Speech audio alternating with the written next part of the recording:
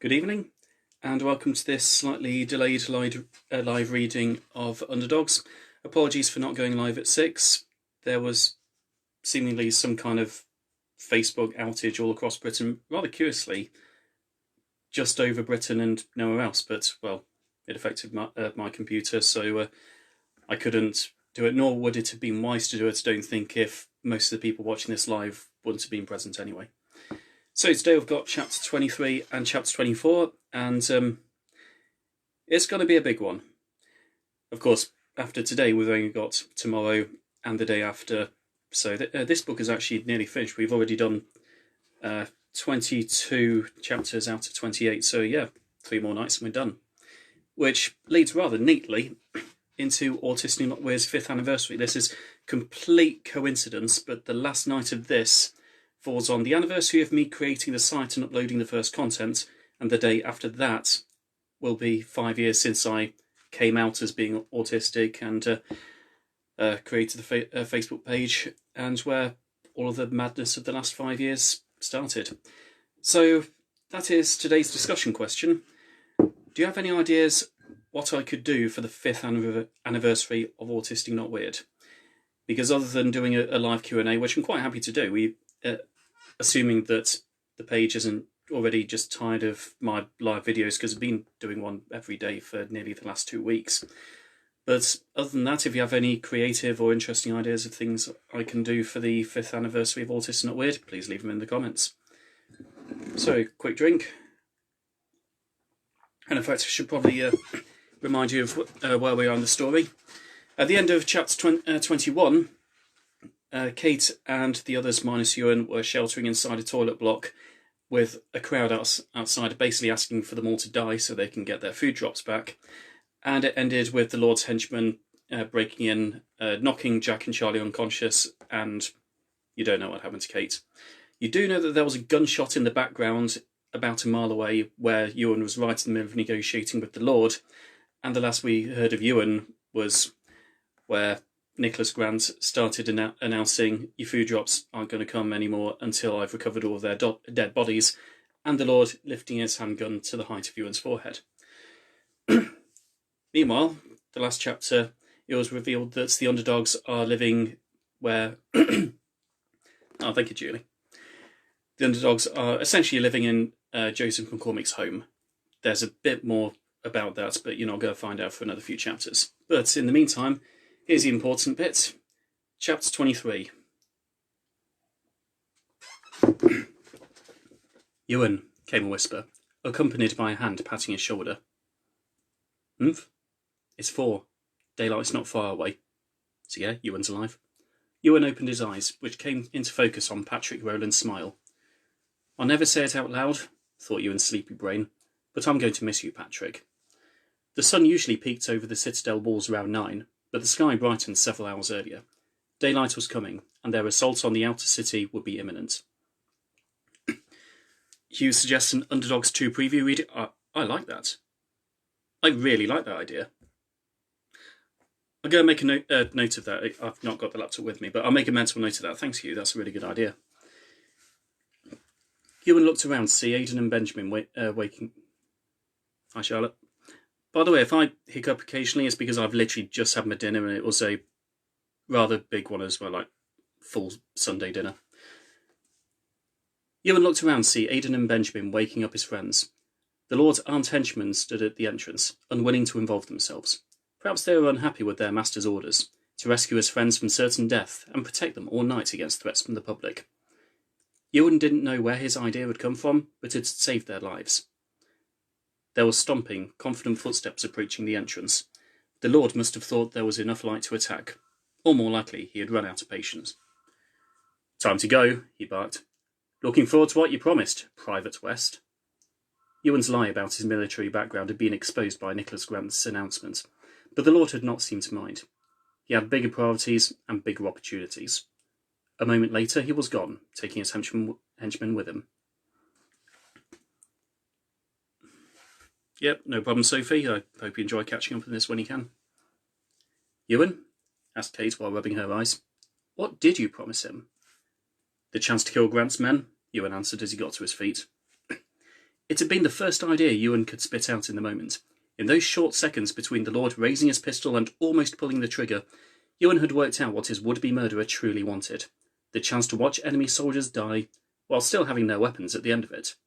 Ewan had only needed one sentence. What if you do the killing, we escape and you keep the weapons anyway? The Lord had dipped his weapon, and negotiations had begun. Hello, Debbie. Ewan grinned, unable to believe his suggestion had worked. Being manipulative was one thing, but being quick-witted and manipulative had been a literal lifesaver.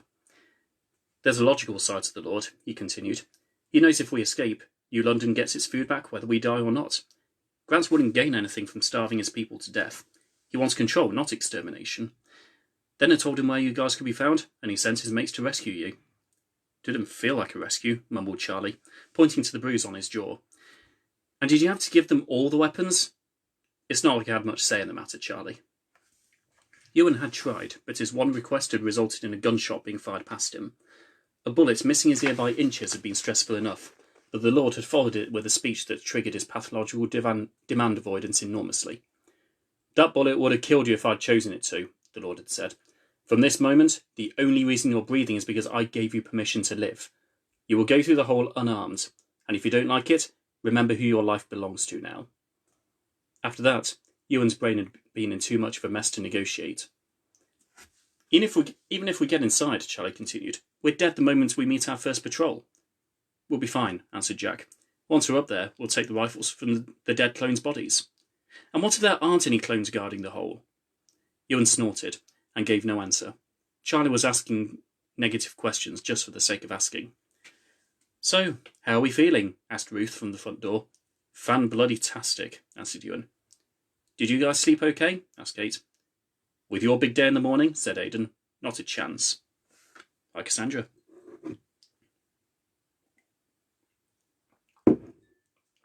Ewan felt just a twinge of love, something he had not felt much of in recent days. Against their own safety and against common sense, the Rowlands had given the Underdogs everything they could offer, from the moment they had landed in prison. They had even pleaded their way into spending the night alongside them, out of nothing but loyalty. You don't have to put yourselves out like this, you know. Why not? Asked Benjamin. We may not be a part of your army, but we're in this together. United by our differences, right? United, answered Ewan, trying to hide his confusion. Hi, Martin. Aidan walked to the far wall, beckoning for his brother to follow. Benjamin smiled at the team before leaving them alone, and Ewan took his chance to whisper. Someone taught them our motto? I did, answered Jack. No point in saying united by our differences unless we share it with people different from us. There was no denying Jack's logic, and once his possessive thoughts subsided, Ewan realised how little he minded. He looked over to the Rowlands, who would have been miles away from the battleground if they'd had any common sense. Most other people would have been. You'd have been welcome in McCormick's army, he thought towards the family. New scene. When the Lord wanted something, there was no denying his efficiency. Ewan's team had been given perfect accommodation right next to the hole. After the original slaughter, the survivors had spent minutes mourning their dead neighbours, then hours harvesting the remains of their shelters. The Lord had found the shack with the biggest extension and scared its owners away for the night. Ewan stood next to the shelter's exit and tried to judge the distance to the wall. At the first sound of gunfire, the sleeping locals would awake to see his team making a break with the ladder, a thick wooden board with crude footholds, broken off the Rowland's roof. Unless Ewan and his friends were quick, the hunt would be short and painful. Outside, the Lord and his 4 henchmen were positioned atop their roofs, weapons in hand and grins on faces. It would not be long. Cassandra says, so glad your book is available on Audible. I've been meaning to read it, but we'll listen to it instead. I don't know how you've missed these sessions for the last 2 weeks. Facebook is extremely selective about who gets to see what. Autistic Not Weird has 120,000 Facebook followers, but it has nearly 118,000 likes and 120,000 followers, and only a couple of thousand see any given status they make. So, yeah, it doesn't surprise me that there'll be loads of people out there who are only just coming to realise, or will never notice any of the 2 weeks' worth of videos. It will not be long. Charlie, Ewan said, happy birthday, mate. 1 year close to death and all that. Cheers, his friend answered with a well-humoured grin. You know what's weird? I'm finally old enough to join the army now. Ewan smiled and walked over to Kate at the far window. Her stare seemed unfocused. Something was on her mind, and he didn't think it was Raj. Just concentrate on yourself, Ewan whispered. Trust me. Kate looked across at him, almost offended by the suggestion. I never realised how many people look like him, she whispered. I've seen his face a dozen times in the crowd, but every one of them just ended up being a stranger. And now I'm abandoning my brother again, just to keep myself safe. You'll do more good for him out there than in here. Hardly makes it easier, does it? Ewan took a step towards Kate, who allowed him to give her a hug. He made it as brief and non-emotive as he could. She would need her wits about her. Jack was at the rear of the house, waiting for Ewan to approach. Don't ask me how I am, he answered once Ewan was next to him. Tell me how you are. Jack was trustworthy enough. Ewan checked around him for listeners, and found none. I'm probably the most scared of all of us, he whispered. I set up this deal. If it goes wrong, your blood's on my hands. Not Grant's, then? He could always rely on Jack to be blunt and logical. In fact, sometimes that Asperger's-style bluntness was just what he needed. We could have died in that corridor 3 days ago, said Ewan. Instead, we lived, and prisoners died. If we get killed this morning, our extra 3 days on Earth would have cost dozens of lives for no reason. Best not die then, said Jack. Chin up, mate. Hi, Kathy. Hey, interrupted a gruff voice at the door. You ready for this? The Lord stood with the podcopter minigun under one arm, grinning like a child about to meet Santa. Hi, Tom. Ready when you are, answered Ewan. Better make this worth it. Apparently the murder rate exploded last night. Everyone's killing the neighbours and dressing in black to look like you guys. Getting hungry, I guess. They'll get their food back. Just get us through that wall. With pleasure. The Lord leapt for the roof and lifted himself up with a single arm. When the footsteps on the ceiling above stopped, Ewan took a long sigh. Everyone line up, he said. His friends formed a queue at the shelter's exit, Ewan at the back. Usually, leadership meant being first in line, but sometimes it meant putting your friends first. Guys, said Aidan as he exited the shack. All the best. Aidan, you okay there? Came Benjamin's voice next to him. Yeah. Ewan felt a sudden stillness in the atmosphere. Aidan's foul-mooded response had not gone unnoticed, nor had the tone of Benjamin's words. Even Ewan West, the worst people reader in New London, had detected it. The brothers knew something. Give 'em fiery hell! Screamed the Lord from the rooftop above. The wooden boards on the wall crumbled against the spray of the minigun. The Lord's barrage of bullets chopped them to 1,000 splinters and sent a flood of wet concrete spilling out onto the ground below. A second layer of wood was chipped away to reveal the grey corridors of the outer city. As a troop of surprised clones rushed to the newly opened window, the Lord's henchmen joined the chaos and opened fire with their assault rifles. There was anger and laughter in their screams. They had dreamt for 11 months about a meaningful protest against their oppressors, and now had enough weapons to make their point. One of the angrier clones, leaning too far out of the hole as the bullet had passed through his head, fell to the floor of the inner city like an unstringed puppet. The weapon that replaced his right forearm was dark green, and the LED on its side flickered off. Ewan's heart almost stopped. Oh no, muttered Charlie. Bio-rifles, snarled Ewan. We are so screwed. I've mentioned bio-rifle soldiers in previous chapters, but this is the first moment they actually get explained. What's wrong? Asked Patrick.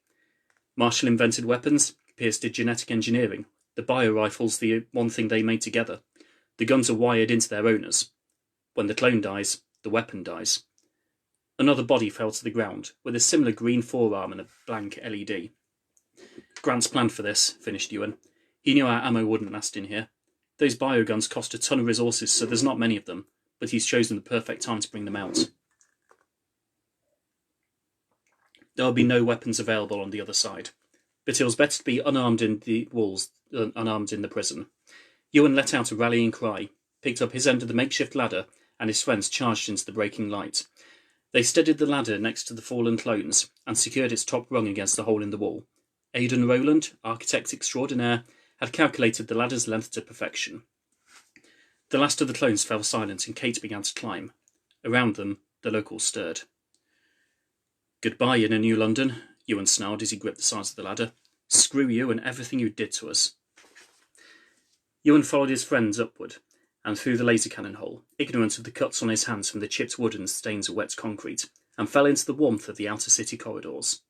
The inside of the citadel walls had never felt so welcoming. The relief faded when he looked at the dozen dead clones and saw not one usable firearm among them. Ewan had only one idea: to poke his head back into the inner city prison and plead with the Lord for just one weapon, just a handgun, something. He looked back through the hole, just in time to see it happen. Benjamin leapt up and grabbed the side of the nearest roof with one hand. Then with the other, he brought out a sharpened length of corrugated iron and slashed Gareth's calf. When the screaming henchman fell to his back, Benjamin aimed the tip with millimetre precision and stabbed him through the neck. "Benjamin, what the hell are you doing?" Gareth's body fell to the concrete without complaint, and Benjamin leapt onto the roof. Aidan held up his hands as his brother tossed one of Gareth's rifles down to him, and then vanished behind the walls. Ewan suspected he was running to the other end of the battleground to open up a second front. Potts opened fire towards Benjamin, his aim enraged and approximate. Ruth was screaming, asking her sons why. Aidan shouted something about getting weapons for the Underdogs. Ewan struggled with the conflicting thoughts in his mind, wanting the Ronans to be safe, yet urgently needing firearms. He watched Patrick and Ruth's horrified faces as Benjamin Rowland, a harmless young lawyer in the old days, killed a second human being.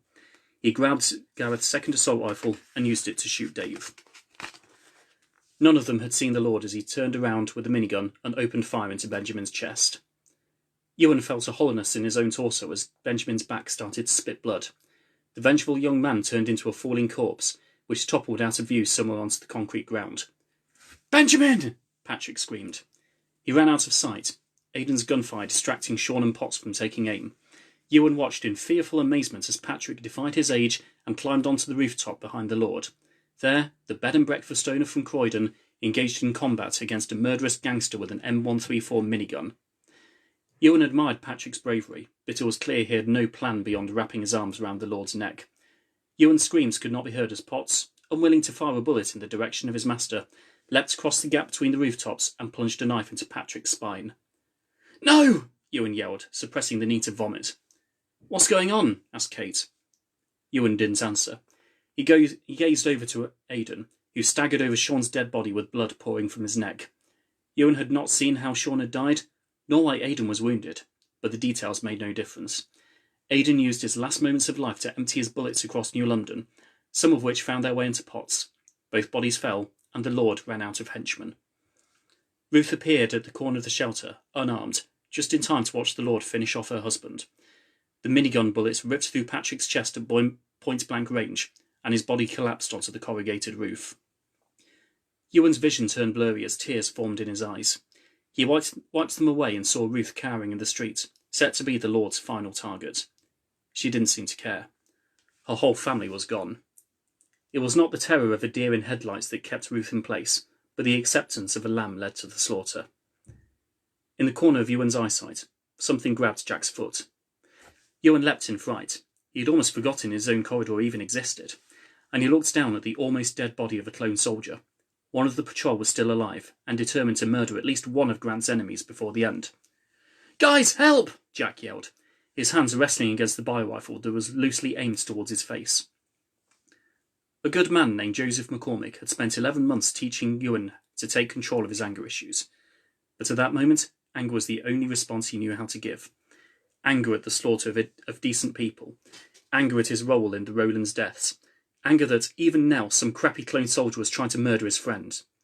Ewan's temper instincts resurfaced, and he leapt with a year of suppressed rage at the surviving clone.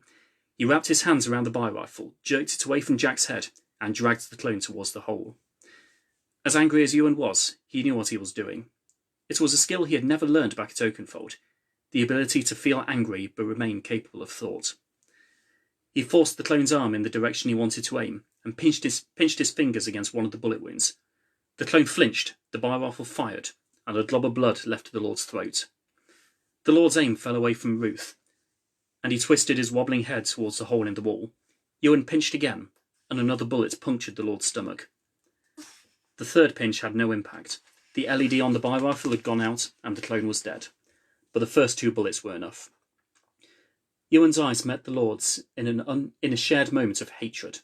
Then Paul Green, former painter decorator turned mass murderer, fell to the rooftop and ceased to breathe. That makes two, Ewan thought. 2 humans dead through my actions. He was a monster, though. He shouldn't count as a human like she did. But that's how it begins, Ewan. When you stop seeing people as human, you let anything happen to them. Ewan glanced around the prison. The gunfire had stopped, and heads started to poke out from doors and windows. Hungry prisoners were a short run from the firearms that littered the battleground, and the ladder to the city walls. "Ruth," Ewan yelled, in the closest voice he could manage to sympathy. "We don't have much time." The shell of a woman that was once Ruth Rowland started to move, slowly. The heads in the doorways became whole bodies. "Come on, Ruth. If you don't give us something, your family died for nothing." She reached up to the low roof and plucked the minigun from the Lord's dead hand. She was the first prisoner to the ladder, and was 4 rungs up when the next prisoner began to follow. A steady stream of armed escapees formed a queue behind her, yelping in excitement. Ruth came within arm's reach and held up the minigun. Ewan seized it before Patrick's blood could drip off its barrel onto her weakening hands. "I'm so sorry. I don't want your apologies," Ruth gasped. Ewan thought those were her words anyway. It was difficult to tell through the trauma in her voice. "Come back here one day and tear this place apart. Make this—" "Hurry up, you old hag!" Kemi yelled from an impatient prisoner a few rungs below. Ewan stopped breathing. These prisoners had never seen the outer city before, and couldn't have known it would be even more dangerous than the prison. The chop-chop-chop of approaching podcopters sounded in the distance.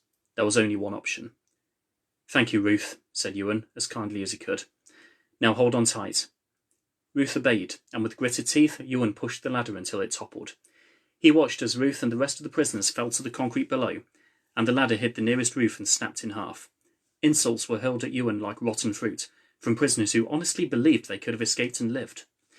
He switched off any sorrow that crept into his head, turned his back on the hole, and sprinted down the corridor, minigun in hand. "Straight for the exit?" yelled Charlie as he tried to catch up. "No," Ewan screamed back. "Not yet." "Not yet? Why the hell not?" Ewan slowed down to wait for Kate and Jack, who were equally confused. "We just spent 3 days in hell," said Ewan, "and a load of people died because of it. If we don't complete our mission, it was all for nothing." There were no objections on his friends' faces. They worked out what his next sentence would be, and they all agreed. "Let's burn that clone factory to the ground." So, 1 chapter down, 1 chapter to go. Yeah, slightly big one. 8 people died in that chapter. 5 of them were villains, but I still feel at least vaguely guilty for killing 3/4 of the Rowlands, not least because one of them, Benjamin, was named after my younger cousin, and Aidan was named after one of my adopted godsons. But they're okay with it. Anyway, thankfully, all 4 of the Underdogs are alive, and they're now in the outer city with predictable determination to make sure that all of this just wasn't for nothing. So 1 more chapter as soon as we've had a drink. And by the way, if anyone does have any ideas for how I can spend the 5th anniversary of Autistic Not Weird, please do leave them in the comments.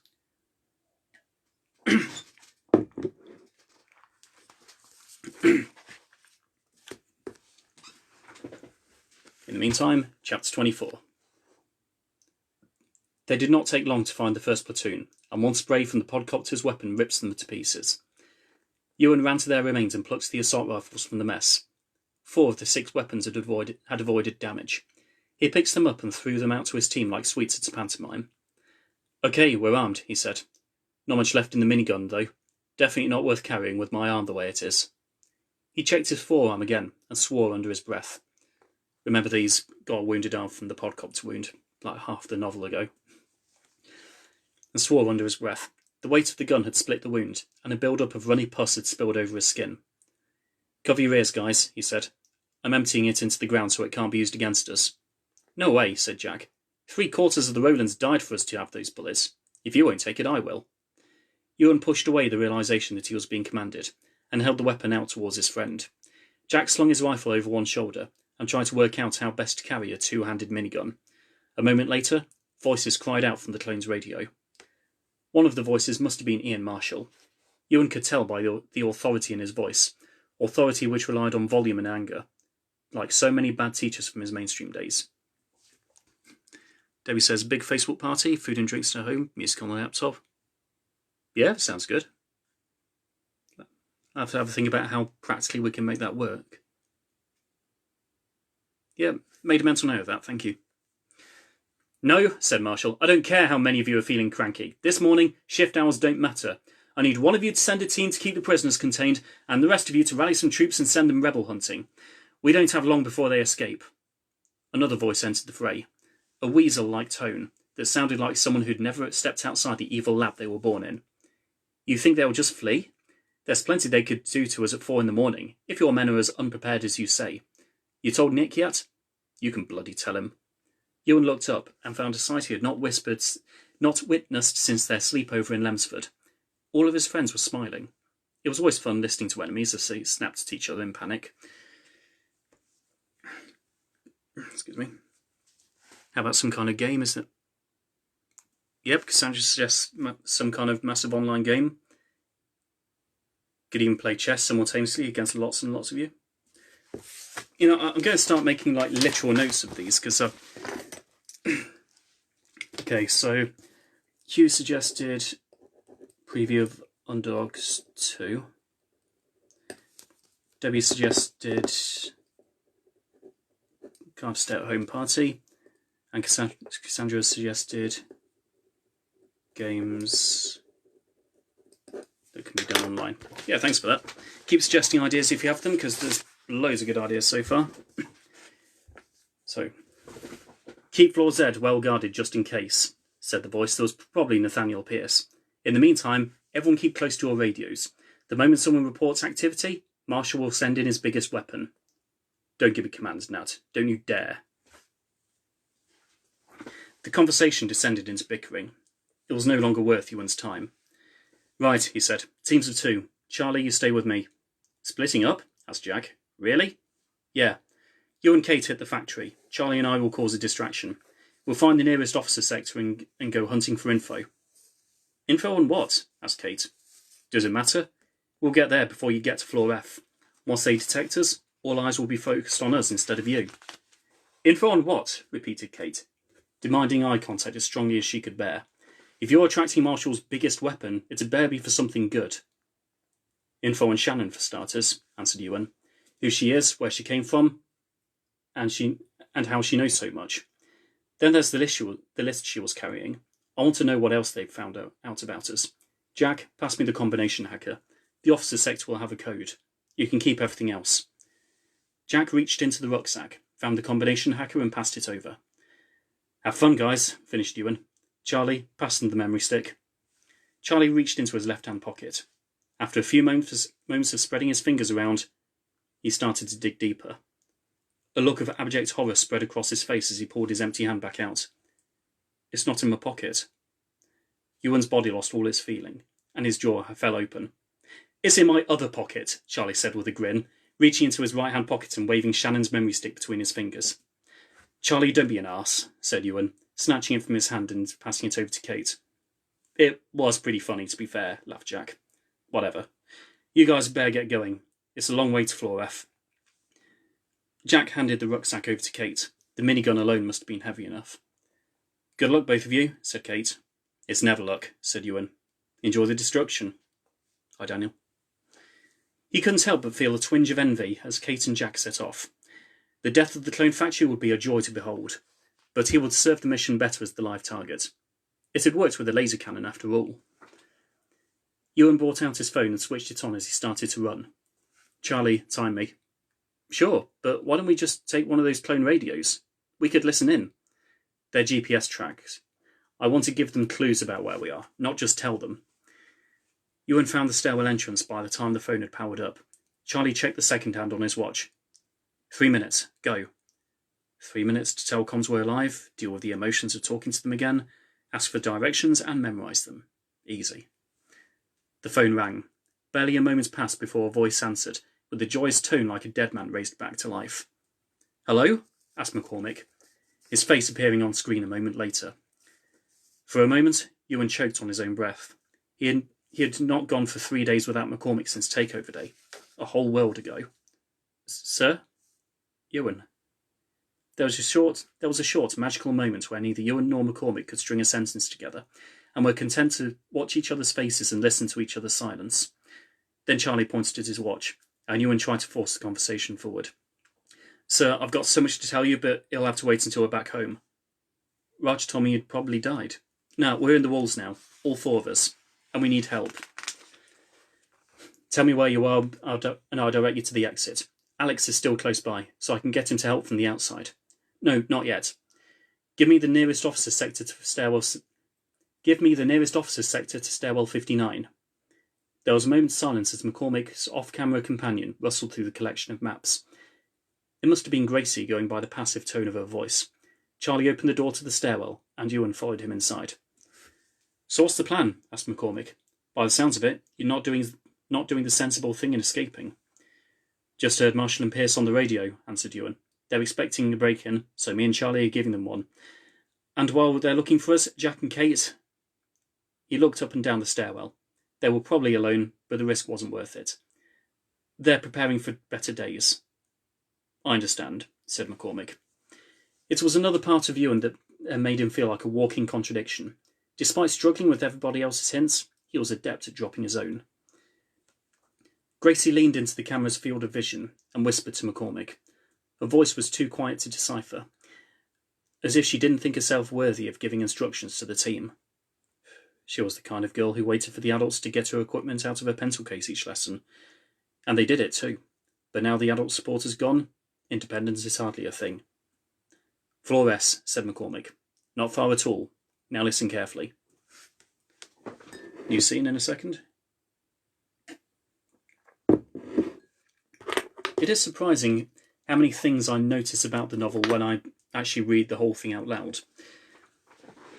Like little bits that I'm not sure whether or not a continuity errors. For example, does McCormick realise that the USB stick was labelled Better Days because did they have a chance to tell him over the... I'd have to go back half the novel and look into it.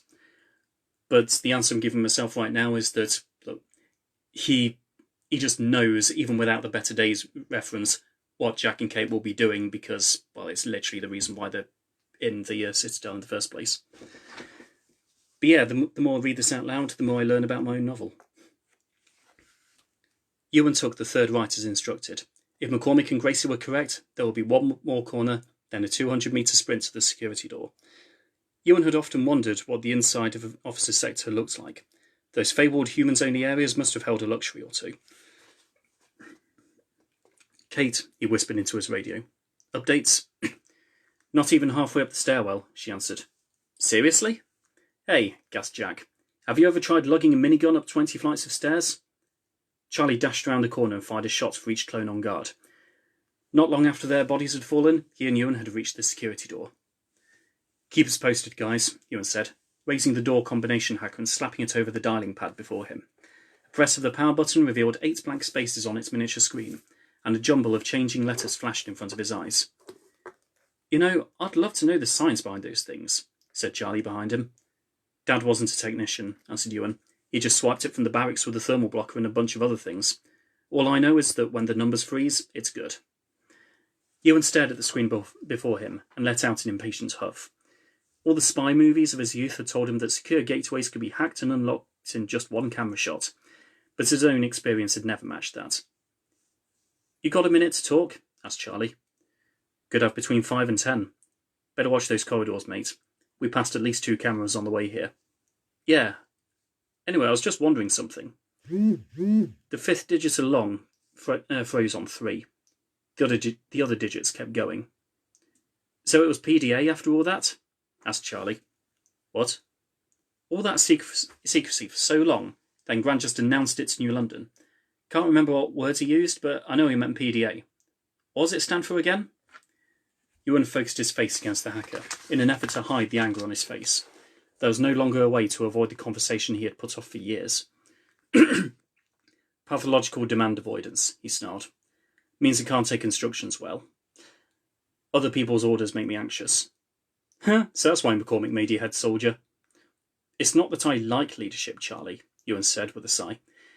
It's just how I avoid feeling threatened. I can't even handle orders I give to myself. Get up, get dressed, and so on. Teachers told me to do things at primary school, and I got so nervous I threw chairs and tables. Old kids told me I wasn't allowed on the muddy field and I kicked the crap out of them. Keith Tyler, he almost made me lose it when he was holding Shannon. He told me he was in charge and he must have known my weaknesses all along. He's saying this thinking about the list that Shannon brought, so obviously Keith Tyler knew right from the beginning of everything about all of them. But you're fine with McCormick ordering you about? Asked Charlie. That's what trust does. My trust in him and his trust in me. And just the way he acts and talks. He commands without commanding, if that makes sense.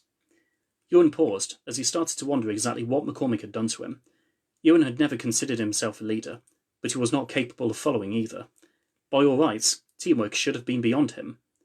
Instead, if he ever met his younger self, he might have recognised the Ewan Westpham takeover day, but only in the literal sense. The two had little in common beyond appearance. Nobody ever trusted me like McCormick did, Ewan continued. He actually gave me chances to show what I could do. Before him, people weren't interested in that. If they kept me from exploding, their job was done. Oakenfold wasn't bad, but the 6 scores before it? They saw my PDA as a problem, not a personality trait. Well, let's be honest, said Charlie with a daring laugh. Ewan ignored him and continued. Even the name screams problem. Pathological demand avoidance. Pathology means disease, you know. It's like they're telling me my brain is diseased and then they criticise me for not acting like normal people and for getting anxious when they order me around. I'm not a control freak or anything. I just feel helpless when other people... So I'm distracted by the buzzing on my phone. Family WhatsApp group. I just feel helpless when other people make my decisions for me. They don't realise it feels like my free will is under attack, or... Ewan halted his sentence before he sounded too vulnerable. The point had been made, and he had confessed enough. He looked again at the miniature screen, and found 3 of the 8 digits in place. Has to be said, though, he continued, in an effort to change the subject. Getting over this mission is going to take some time. After 11 months of living with just you guys, I've forgotten how crap the general public really are. 4 digits. Because of the whole trying to kill us thing? Asked Charlie. You can't hold that against them. It's hard to have faith in normal people when most of them wanted us dead. 5. Then 6 a moment later. Yeah, right, answered Charlie. You think they ganged up on us because they missed lunch? There were still kids left in there. Some people would have been parents. They were trying to kill us for the ones they love. I know it's difficult to understand when we're the victims, but, well, it's not like we've never been hated before, is it? What on earth's happening to you, Charlie? Ewan thought. How are you suddenly getting all compassionate and understanding? You're right, Ewan said. But it will be a few days before I believe it. If you know what I mean. 7 digits down, 1 to go. Last page, by the way. Ewan checked his watch in surprise. His equipment had chosen the perfect day to act fast. Right, he said. We're about to venture where no clone has ever been. Deal with the bodies, mate. And don't prop them up on bloody chairs this time. Like back in chapter 11, I think it was. Ewan lowered his gaze to the dead clones, and found 2 expanding red pools growing from underneath them. His mind was invaded by the image of a similar blood pool seeping across the inner city, fed at that moment by the leaking bodies of the Rolands and the Lord's men. We can't hide them inside, said Charlie. Anyone passing will see the blood. Give me a sec. Ewan heard the sound of running footsteps, looked up and found Charlie halfway down the corridor. Charlie? Charlie turned around, checked the soles of his shoes and jogged back. At Ewan's side, an LED lit up next to the completed 8-digit code. Ewan removed the hacker from its position as Charlie arrived back, only to charge off again in a completely different direction. Mate, what the hell are you doing? Look at the ground, you numpty. Ewan did so and saw 2 convincing trails of blood prints, each running away from the scene of the crime. He smiled. If we can't hide the bodies, might as well use them, said Charlie. They'll think we finished here and ran off already. That might work. Okay, prepare yourself. Ewan dialed in the numbers and was rewarded with a buzz. A smirk crept into the corners of his lips as the door swung open and he peered into a world that nobody beyond rats in a circle was supposed to see. 4 chapters left. Julie suggests Underdogs Mad Lib. Read one of... Oh, I could do that. I imagine a Mad Lib... Things that I've written loads of Mad Libs before, but they always take me about a week to get it right. It's basically the equivalent of writing a short story. reading one of the Underdogs short stories live, could do that. Kind of got conflicting opinions on it, because on the one hand, the short stories are for the people who pre-ordered the sequel. On the other hand, you could argue that Underdogs is for people who actually bought Underdogs. But so yeah, I'll have a think about that. By the way, on the pre-ordering note, I got an email from the publisher a couple of days ago saying that they've extended the deadline for having people's names printed in the front or in the back of the novel. It's the list of people who pre-ordered it, funded it, and brought it to life. Now, whatever date it is, next Sunday, which is a week today, I think it's the 12th. Yeah, the end of 12th of April is now the new deadline for getting your name printed in the sequel. So, yeah, any moment from now, Julie's going to post all the relevant links to where you can buy Underdogs, follow Underdogs on its Facebook page, and pre-order the sequel, because the rewards available from there are still actually available.